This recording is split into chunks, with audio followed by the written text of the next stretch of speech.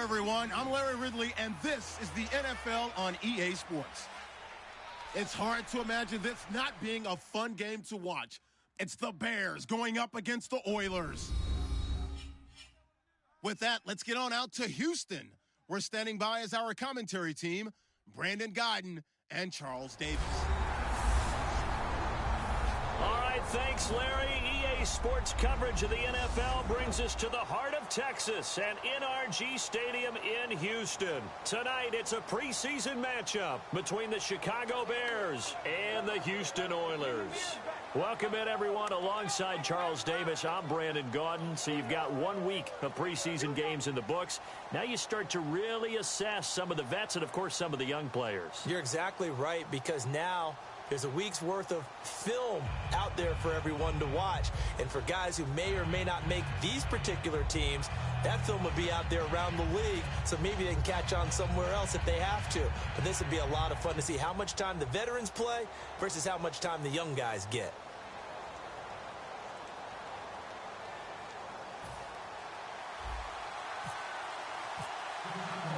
Out is the kickoff unit as they run up and send this one away. This is taken at his 4. And a good return as he'll be stopped just shy of the 30-yard line. So out comes this offense to take over for the first time. And we get a glance here at their leader, the man who will be calling the plays under center.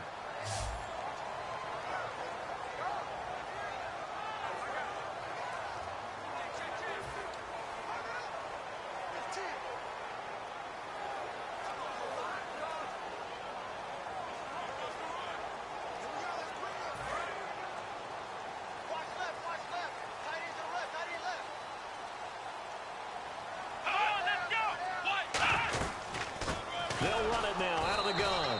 And nothing doing on his first run. Back to the line of scrimmage, and that's it.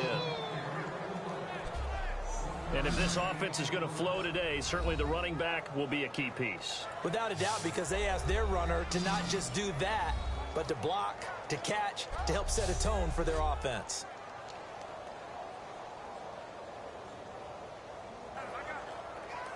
And after the play on the ground, that brings up second down here.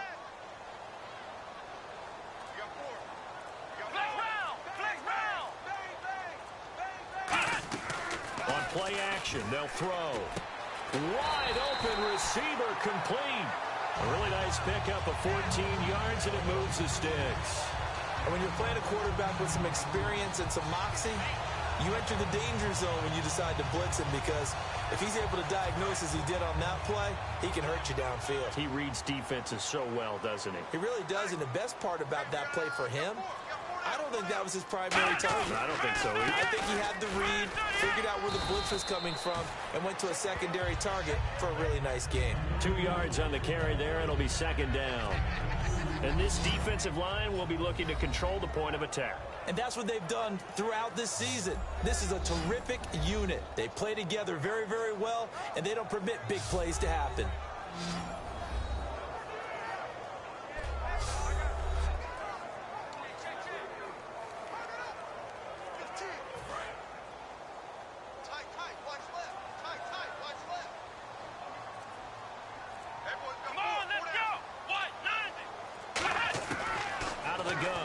To throw. And that one got tipped. Kind of threw everything off. It brings up third. Anytime a ball's thrown in the middle of the field that's popped up in the air, I expect someone to catch. It doesn't matter whether it's offense or defense, because there's usually a great amount of bodies in that part of the field. In this case, no one came up with it. On third down, he'll drop to throw. And this time he's got the hook up. It's complete. They get 9 yards there, and they get a first down. I don't care how many times we see it. I still get a kick out of watching quarterbacks and receivers do the pass tree in pregame warm-up. But I always remember that when we go to practices, we see that after practices as well. They really tune it up, don't they? They tune it up. They know why they do it for these situations. First down. And they build that trust, and that's why they're able to find him in this type of a situation. 3 yards on the pickup there, and it'll be second down. We always like to talk about defense in terms of levels. First level defensive line, second level linebackers, third level defensive backs. On that run, That was what we call a first-level run, and it was stopped by a second-level player.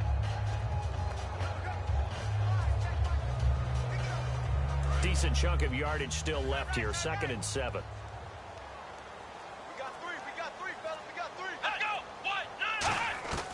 Now a shotgun snap as they'll look to throw. And he finds a man with a crossing route. And he'll go down here at the 35-yard line. Call it a gain of 7, and it gets him a new set of downs.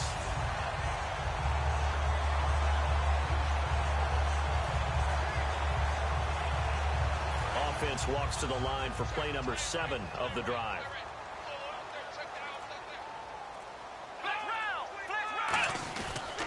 And they'll run it here. And he is swallowed up right at the line of scrimmage. That's going to go as a loss of a yard, and it'll be 2nd down.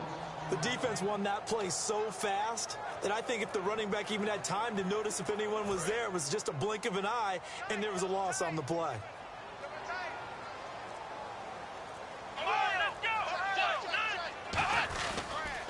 And he'll give it here to his running back.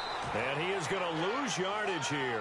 It'll be a loss of a yard, and they'll be facing a 3rd and 12.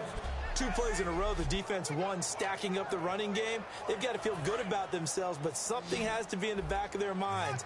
Are we being set up for something big? They've got to be careful. Out of the gun now on 3rd down. And incomplete. He had nowhere to throw, so he just tossed it away. But that brings up 4th. Partner, how many times have you heard it? Pressure creates diamonds, right? But it also bursts pipes. And on that one, that's what they got. They got after him, and he was fortunate just to get rid of it. Yeah, he just had to chuck it away.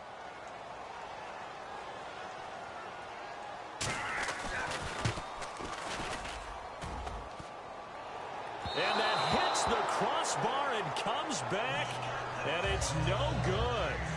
And by just a whisker, this remains a scoreless game. Well, he had that one on target. That's half the battle. The other half of the battle, however, is distance. And he nearly had that, too. But it was the crossbar that said otherwise, and that'll deny him a shot at 3.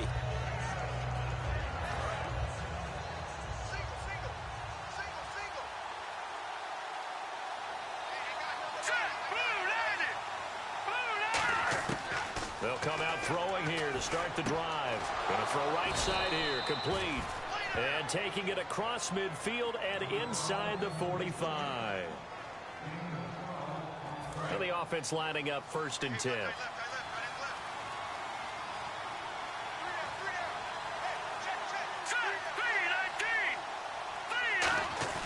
They go play action here on 1st down. He couldn't quite hold it. Got hit. Ball pops out, incomplete. 2nd down following the incompletion.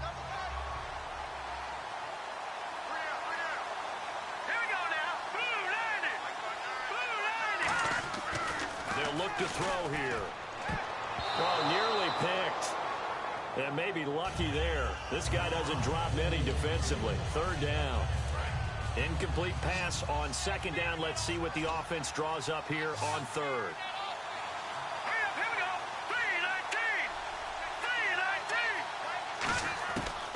Again, he'll drop to throw. And he's going to find his man out of the backfield. That's complete. They give him 27 yards on the 3rd down conversion. He's such a good route runner. Shows it there on 3rd down. Very proficient and a good pass. And you know what I've observed over the years in the NFL? The better a route runner you are, the more confidence your guy's going to have in you to go to you in important times because he can trust you being in the right spot, and they connected there and picked up a 1st down. Firing quickly here, and that's complete. And he takes this one in for a Bears touchdown. Their big tight end from 17 yards out, and the Bears have taken the early lead. A good tight end is a heck of a weapon for any quarterback, especially when you're able to create some mismatches. Sometimes they work against a linebacker, sometimes they work against a smaller defensive back. But when they find it, they go to it, and it often results in touchdowns. And he'll bang that one through.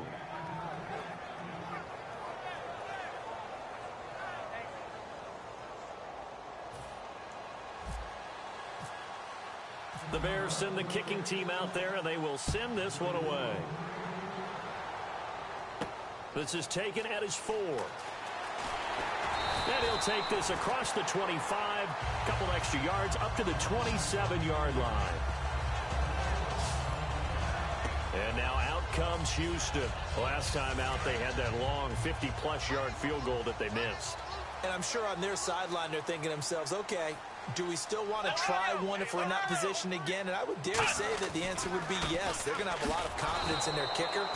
But just to be on the safe side, I'm sure they told their offensive guys, can we get a little bit closer this time? Closer. Yeah, well, you know, I'd rather get in the end zone first and foremost. But if all else fails, less of a field goal attempt for him. Well, on that play, the expression, don't blink, you might miss something, certainly applied. That was fast. Defense diagnosed the play, and it was over in a heartbeat. And it's a short one here, complete to the tight end. And they'll get 9 there as that sets them up better for 3rd down.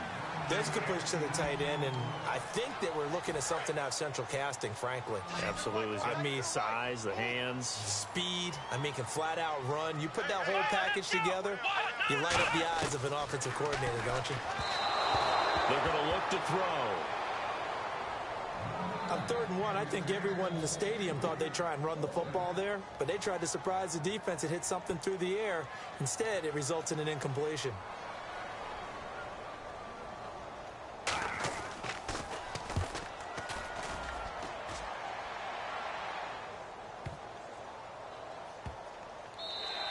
And he didn't quite have the backspin on that one. It hits at the 4 and continues into the end zone. It's a touchback. All right, this is a guy that needs no introduction to the league. He has been around quite a while. And it's good that they have him, because when he looks around his huddle, he may not have guys with the same experience he has. Maybe some of the youngsters, and his veteran leadership should help them along the way.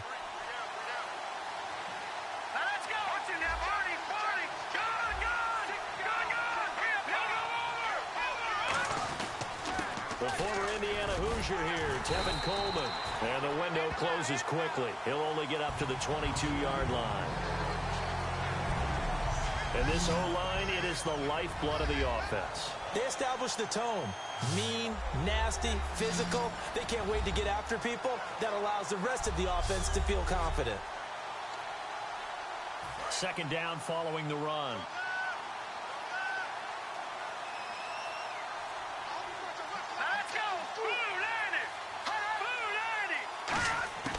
Now they'll throw here out of the gun. Oh, the ball comes out on the hit, but they'll say it's incomplete. And the big meat on the D-line, we'll see how they do today. And I'd hate to be an offensive lineman having to deal with these guys. They come in hungry, mean, and confident. They think that no one can block them.